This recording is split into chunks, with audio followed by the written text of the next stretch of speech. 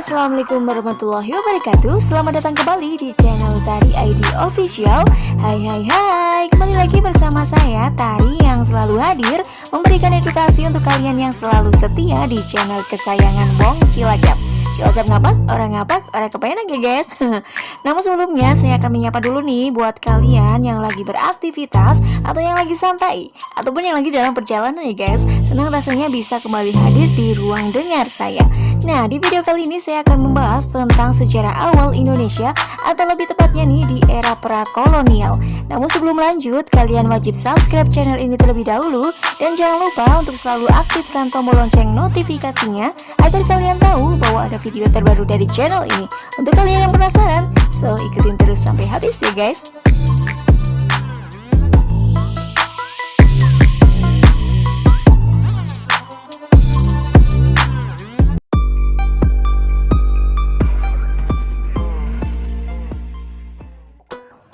Sejarah Indonesia diawali oleh para cendekiawan dari India ya guys.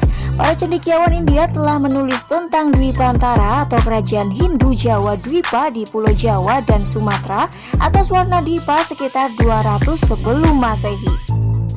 Untuk fisik awal yang menyebutkan mengenai adanya dua kerajaan bercorak Hinduisme pada abad ke-5 yaitu Kerajaan Tarumanegara yang menguasai Jawa Barat dan Kerajaan Kutai di pesisir Sungai Mahakam, Kalimantan.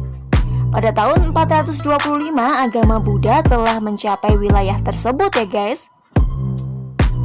Di saat Eropa memasuki masa Renaissance, Nusantara telah mempunyai warisan peradaban berusia ribuan tahun dengan dua kerajaan besar yaitu Sriwijaya di Sumatera dan Majapahit di Pulau Jawa.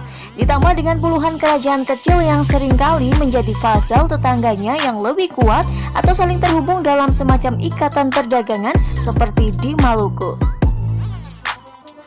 Sejarah Indonesia dalam artikel ini dimaknai sebagai catatan mengenai rangkaian peristiwa yang terjadi di kepulauan atau benua Asia dan benua Australia sebelum berdirinya Republik Indonesia ya guys. Atau lebih tepatnya pada era prakolonial. Wilayah utama daratan Nusantara terbentuk dari dua ujung super benua Pangea di era Mesozoikum atau sekitar 250 juta tahun yang lalu. Namun bagian dari lempeng benua yang berbeda ya guys.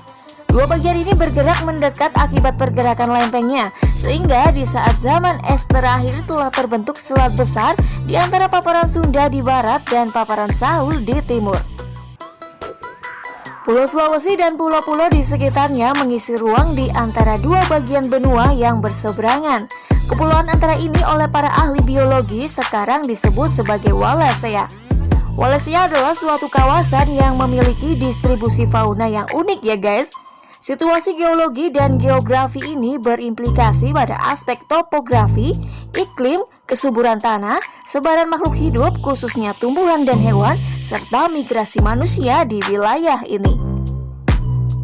Bagian pertemuan lempeng Eurasia di barat, lempeng Indo-Australia di selatan, dan lempeng Pasifik di timur laut menjadikan daerah vulkanik aktif yang memberikan kekayaan mineral bagi tanah dan sekitarnya sehingga sangat baik bagi pertanian, namun juga rawan gempa bumi ya guys.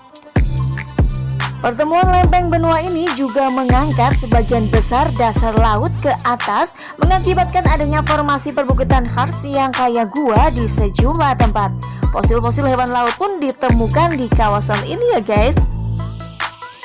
Indonesia juga termasuk terletak di daerah tropika ya guys, yang berarti memiliki laut hangat dan mendapat penyinaran cahaya matahari terus-menerus sepanjang tahun dengan intensitas yang tinggi. Situasi ini mendorong terbentuknya ekosistem yang kaya keanekaragaman makhluk hidup, baik tumbuhan maupun hewan. Lautnya hangat dan menjadi titik pertemuan dua samudra besar. Selat di antara dua bagian benua Wallacea merupakan bagian dari arus laut dari Samudra Hindia ke Samudra Pasifik yang kaya akan sumber daya laut. Terumbu karang di wilayah ini pun merupakan tempat dengan keanekaragaman hayati sangat tinggi. Kekayaan alam di darat dan di laut mewarnai kultur awal masyarakat dan penghuninya ya guys. Banyak di antara penduduk asli yang hidup mengandalkan pada kekayaan laut dan membuat mereka memahami navigasi pelayaran dasar dan kelak membantu dalam penghunian wilayah Pasifik atau Oseania. Benua Australia dan perairan Samudra Hindia dan Pasifik di sisi lain juga memberikan faktor variasi iklim tahunan yang sangat penting.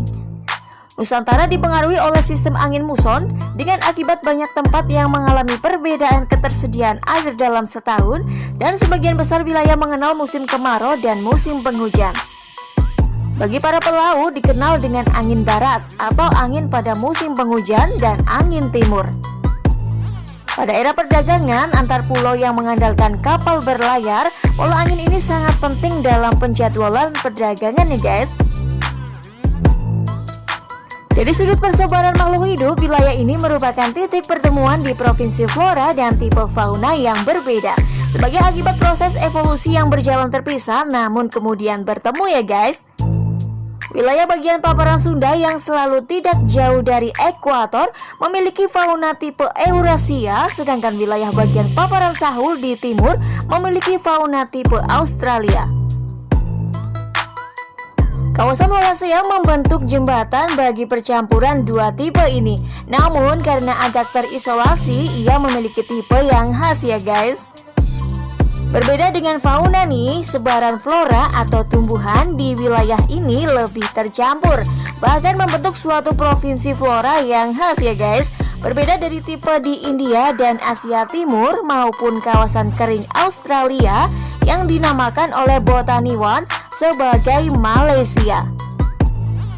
Migrasi manusia kemudian mendorong persebaran flora di daerah ini lebih jauh dan juga masuknya tumbuhan dan hewan asing dari daratan Eurasia, Amerika, dan Afrika pada masa sejarah. Itu dia tentang sejarah Indonesia atau sejarah awal atau lebih tepatnya di era prakolonial ya guys. Semoga video ini mengandung wawasan, edukasi, dan inspirasi untuk kalian dan semoga saja video ini bermanfaat untuk kalian. Oke, see you next time di video selanjutnya dan terakhir, assalamualaikum warahmatullahi wabarakatuh.